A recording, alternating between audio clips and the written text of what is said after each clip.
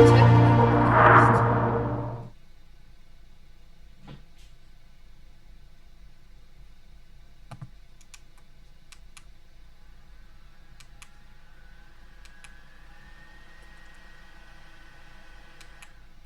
hope you enjoyed that and could hear that very well.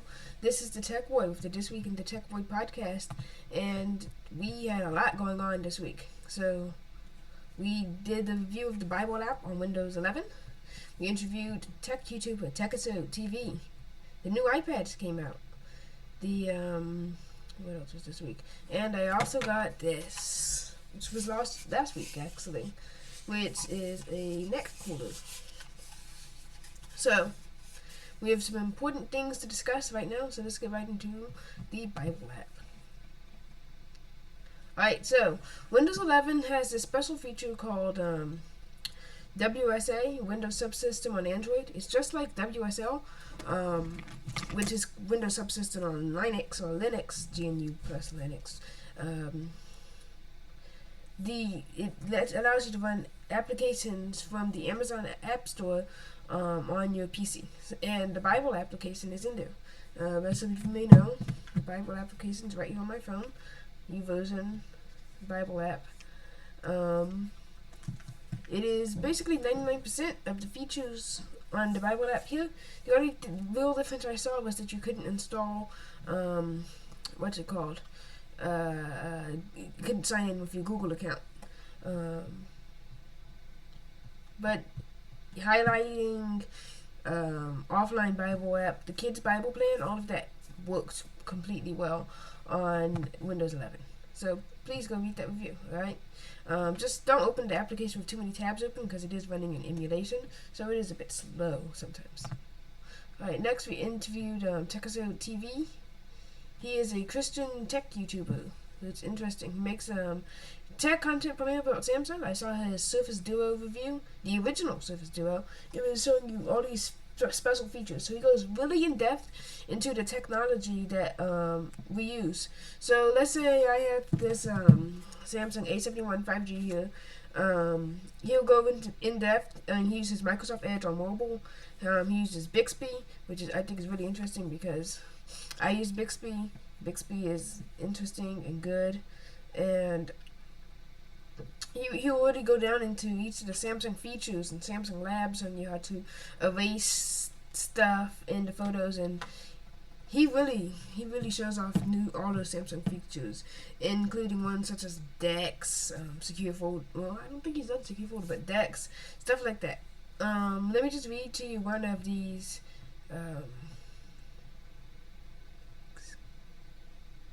Alright, question number 5 is, how did you get into technology and why did you decide to make videos? And he told me, I've loved technology since I was a child, and I've always loved teaching people about things that I'm passionate about.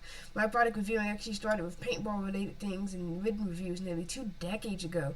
What got me into making tech videos specifically was the fact that I personally had so many unanswered questions about the latest tech products that no one was answering at the time. So when the Note 4 came out, I decided to test some things that I was curious about and make a video about it.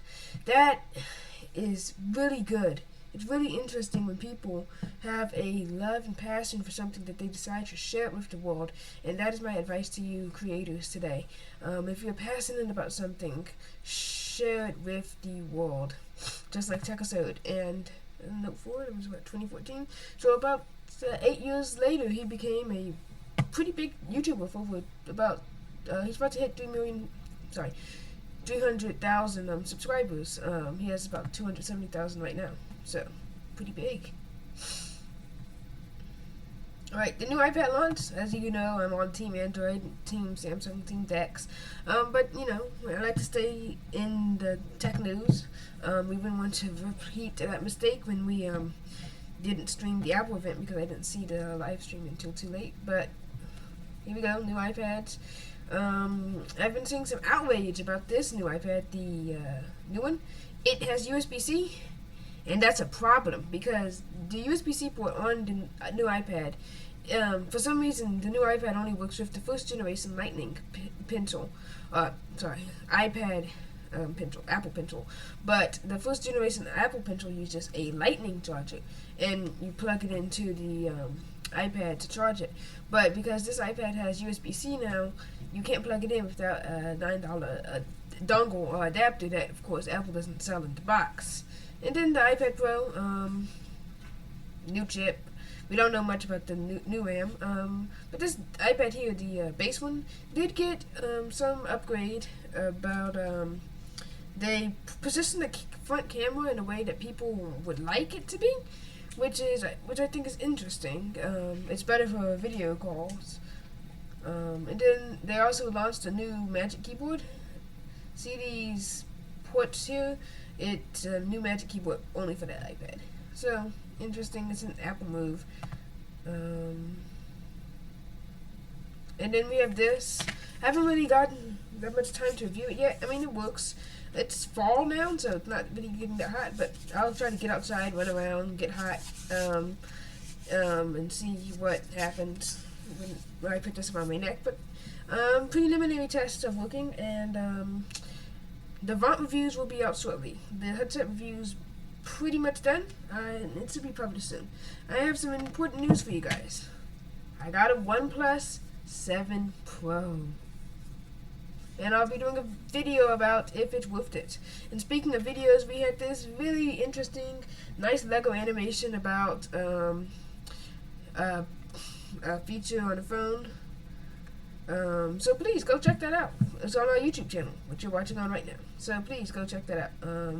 But I can just give my impressions on this OnePlus 7 Pro. This OnePlus case is really well made. It's nice. I think it's carbon fiber. It's hard to take off because it's official OnePlus. But this blue, I mean, it's amazing. No headphone jack, no micro SD card slot. But I mean, nice curved edges, which unfortunately don't do anything. They don't have any advanced functionality like Samsung devices. Like on my phone here, you get the Samsung Edge panel. This is just for aesthetic and holding, which is okay. You got the OnePlus mute slider. It's running a Snapdragon 855, which is pretty powerful. I mean, I was able to shoot and edit 4K video on here nicely. I mean, I wasn't making anything fancy or anything. It has USB-C, which is something that even the latest iPhones don't have. It has the little pop-up selfie camera that I unfortunately cannot show you because both cameras are broken for some reason. I guess I played with the selfie camera too much. But apart from that, it's a pretty nice phone. I like the UI, actually. It's still running Android 11, which is not a good thing. But, oh, the battery's too low. Let me show you. Yeah. It's running Android 11, but I like that OnePlus shelf dock thing that apparently gets moved to the top of the screen in a new version of the OnePlus UI, or the merged color OS thing that's happening. So that's kind of a sad thing, but I mean, it's running Android 11, stable. The fingerprint scan and face recognition are very fast, very snappy. They work well. But there's just some UI elements on this phone and in the software just don't make sense. Like when I put in a 4-digit pin, the 4-digit pin's like up here, which doesn't make sense. Most people's fingers are going to take the bottom 60% of the screen. Just little things like that that could be tweaked and better in software, which I think Samsung just does its software better than anybody else in Android. But that's biased since this is basically my only Android phone. But I really like One UI. To talk about other things in tech, last week we had a person in England come onto the podcast. That was interesting. We'll do the TechBoy Tech Award soon. I was interviewed on Keys for Kids Radio, so we'll be hearing that soon. Keys for Kids Radio is an online Christian radio station. Let's talk about Indiegogo. Alright, guys, come on. We have $12 on this campaign. We need about $250,000, and we have 4 days left, so come on. Come on! We need the money so we can go buy new phones so that we can test them for you guys. Okay? Let's make an agreement. Come on. I will get a Pixel 7 Pro with $250,000. Just saying. Like, come on, let's go. Team the Tech Boy and team. Anyway, let's get to the Samsung petition, and this will be the end of the podcast. Samsung, come on, we need you to put micro SD card slots on the phone. Okay? The micro SD card slot is very important. It makes Samsung phones stand out from any other random phone that's just lying around here. Okay? Like, anybody can put 4 cameras on a phone. Seriously. Even if they're 4 bad cameras, like 2 megapixel macro. Okay?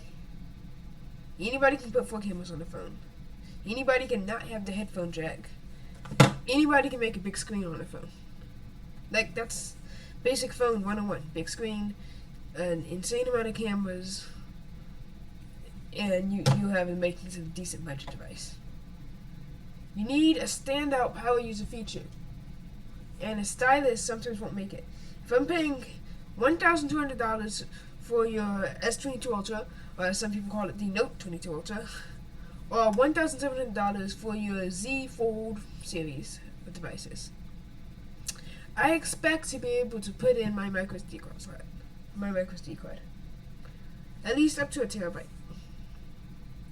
Because by this logic, if I were to buy a 32GB Motorola phone and put in a 1TB micro SD card, I now have more storage than my 512GB $1,700 Z Fold 4. That is just not fair, and it's wrong. Okay, there are some solutions to this, such as the USB-C port allows transfer with a small little USB-C flash drive, but some people just really want that micro SD card slot. So let's all come together and sign this petition and contribute to my Indiegogo campaign to make Samsung become the best phone manufacturer, have a standout feature, to make the Tech Boy a bigger blog that will become more important and more prevalent and more cited.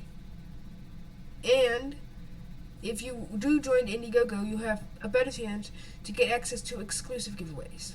That's all I'm saying. It's a win-win-win. Tech talk to you later, guys. And please, don't forget to like and subscribe to my channel. Even though I've never said that before, but please. Thank you.